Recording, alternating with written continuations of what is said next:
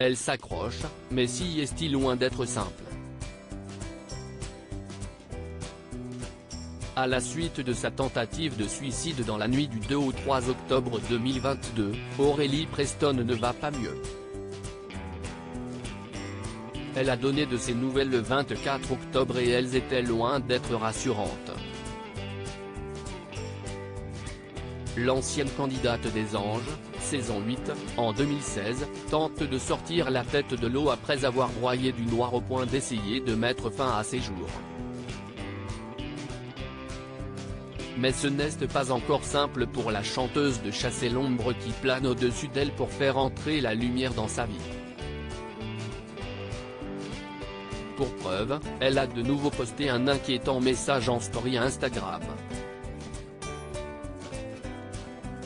Désolé pour mon absence sur les réseaux, je vis des moments très difficiles et j'essaie de m'accrocher à la vie.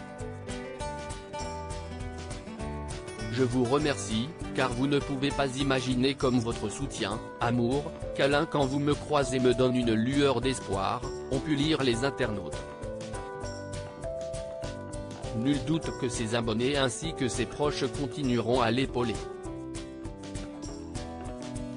En espérant que cela suffise. Rappelons que le 3 octobre dernier, Aurélie Preston a secoué le monde de la télé-réalité en publiant un message qui s'apparentait à une lettre de suicide.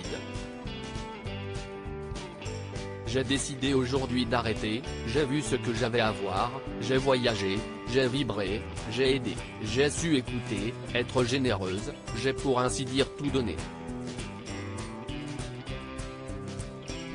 Je ne peux juste plus continuer, je suis épuisé premièrement, écœuré, dépité, horrifié, tétanisé, consterné et j'en passe, pour décrire le monde dans lequel on évolue et surtout dans lequel on vit à l'heure actuelle.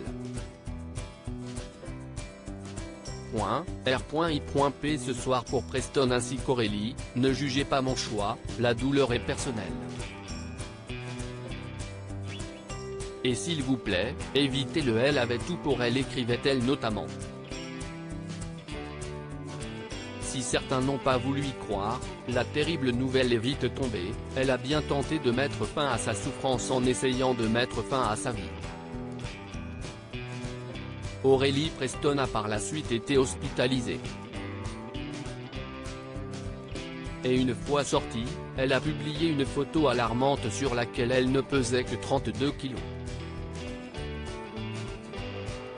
Depuis, l'heure est à la reconstruction.